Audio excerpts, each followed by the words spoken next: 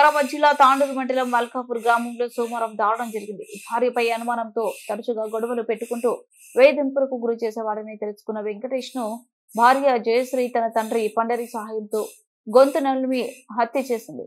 అనంతరం వైరుతో మెడ చుట్టూ మరింత బలంగా నలిమినట్లు పోలీసులు తెలిపారు.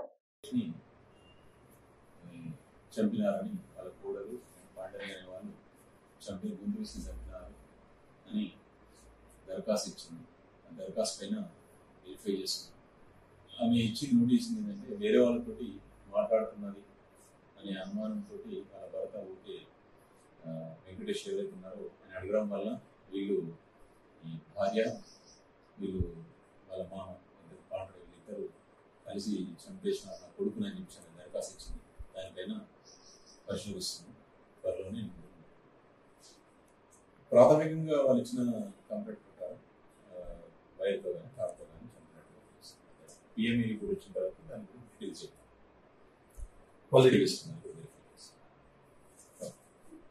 కింద పట్టే 5 లక్షలు 4 లక్షలు పెట్టి చెవులు బాగిలు రాస్తారు. నాకు సంపద కలికి సార్ రాసిచ్చిండు. హైదరాబాద్ పోయి పట్టిపోదాన్ని పక్కన చెవులకి వెళ్ళి బెడ్ పోయింది. కాలు కనిపిట్లే రెట్ట కానీ నొప్పులే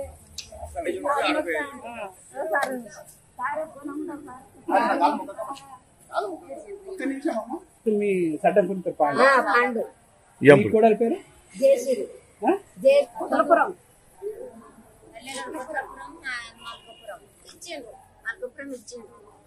ఎందరు పిల్లలు ఎందరు